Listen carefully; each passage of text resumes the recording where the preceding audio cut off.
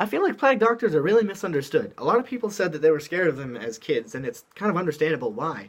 You see these tall men, well, I guess, as tall as they were back then, but tall men walking around in dark clothing and have a big old crow's beak coming off their face there. It's kind of intimidating when you're a child, and even for some adults I know that said that they really only had nightmares about plague doctors, and they were the only things that scared them. But plague doctors become a lot less scary when you realize that the masks they wear, they're full of flowers and herbs and things that smell good.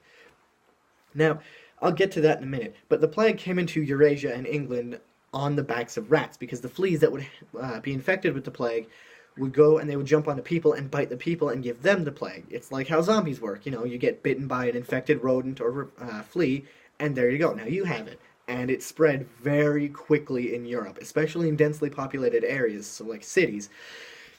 It spread like wildfire, killing nearly a third of the population of Europe alone. And Europe's a pretty big place. Now, they thought back then that the plague was transmitted through bad smells. So if they smelled something bad, like if you farted in a room full of people, well, now they think everyone's got the plague. Good job. But obviously that's not how it worked. So what they would do to counteract the bad smells is they would take the plague mask and they would stuff the beak full of flowers. So you smell the good, you don't smell the bad, and there you go, you're safe. Like a medieval gas mask is essentially what it was. Plague doctors were just wearing a medieval biohazard suit.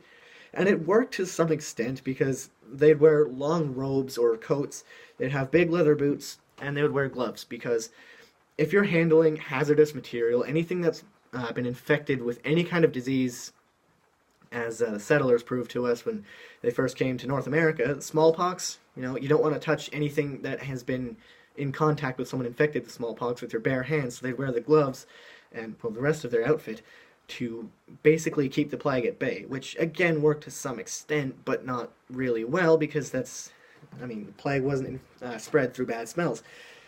So plague doctors basically, they're not meant to be scary. I know they do seem that way. I was actually scared of them for a while until I learned what they were about and thought, hey, they're not bad guys.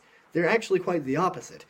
Now, if you've got the plague, if you're one of those unlucky many people that got the plague, and you're laying there in bed and you were just wishing you would die because it was painful, and you see a plague doctor walk in, you're not going to be scared of him.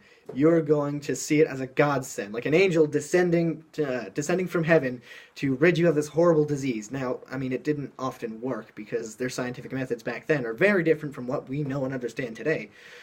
So basically, there were a few ways that they would try to cure the plague. One of them being, now I don't know how accurate this one is, because I forgot to check the source when I read it, and it just doesn't sound like it would be a thing that people did.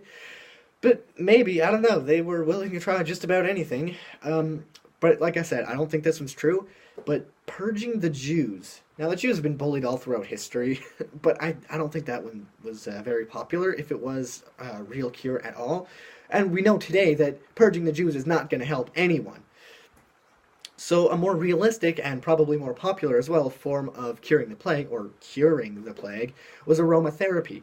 Because again, they thought with the bad smells came the plague. So they would bring these candles to a plague house, which was a house where the residents were infected with the plague, pretty self-explanatory. They would bring these scented candles to the house, and they would light them, and they would let the scent kind of, fill the room. I think people still use aromatherapy today. It doesn't work as well as people would hope, and it didn't work back then, because that's just not how the mafia works. That's not how plague works. Now, another popular for some people, was prayer, because a lot of people in the medieval ages, as it were religious. They all had some sort of religion, they all worshipped some sort of god. Ancient Mesopotamians believed that natural disasters, hurricanes, thunderstorms, well, really bad thunderstorms specifically, tornadoes even, those were punishments from the gods because they had been displeased by the mortals' actions, which we know today is not what happened. You don't sin and then God just shakes the earth because he's mad at you. It's not how it works today. That's how it worked back then.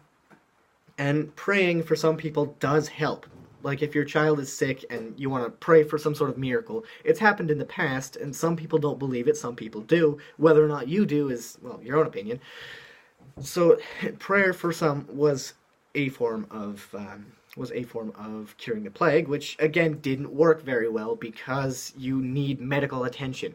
It's like if you're praying to whoever your god is, to win the lottery, but you don't buy a lottery ticket, you're not going to win. It's like, I know a lot of people don't like to vaccinate their kids, and they think, oh, God will keep them safe. Well, yes, to some extent, but if you don't vaccinate your kids, they are so vulnerable when they're, this big, or however big however big children are when they're vaccinated, that, any disease can be really fatal.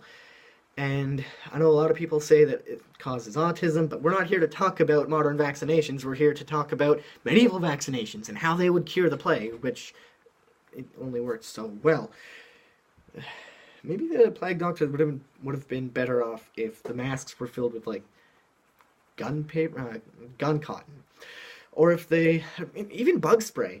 I mean, if the fleas jump on you and they can smell the bug spray, they might still bite you, because we all know that bug spray doesn't always repel mosquitoes before they bite you. But if it does, then, the infected fleas don't want to bite you because you smell bad. I don't know if you're people that smell bad without wearing bug spray. Now, today, it's not an issue if you get the plague. It's still very deadly if you get it. Mortality rates are certainly not what they were back then, because we know how to cure it now. We know how it works, and we know how to put a stop to it. One of those would be vaccinating your kids. Just saying. So, plague doctors are just misunderstood. They're not meant to be scary. They're not meant to be evil. And I almost don't like seeing them depicted, like, with red eyes and, like, long, jaggedy fingers and fingernails, because that's not what they're about. They're not supposed to be scary.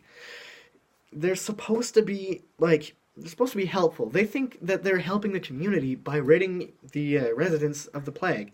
What's so scary about that? So if you were scared of plague doctors, it's kind of understandable why, because, they're intimidating to look at. Certainly would be quite terrifying to meet in a dark alleyway, especially since we don't use those medieval biohazard suits anymore, which, obvious reasons, they didn't work very well.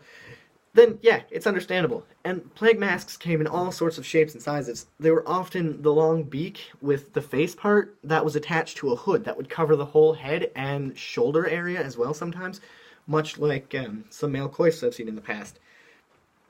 They would often be built into the hood, because if modern gas masks have taught us anything, it's that having a seal around your face and mouth and the outside, the toxic fumes, is very important.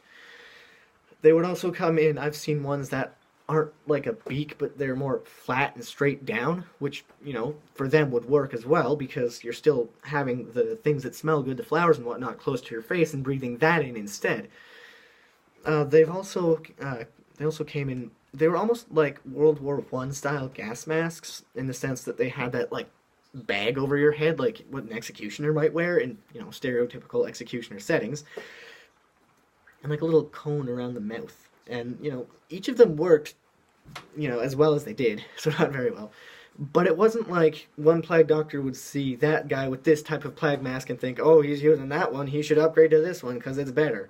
I mean, it's hard to say for sure. Maybe there was that one guy who was like that, but probably not. Because as long as they cover your head and have a nice seal around your head and keep the good smelling stuff in the face hole, then you're good, good to go.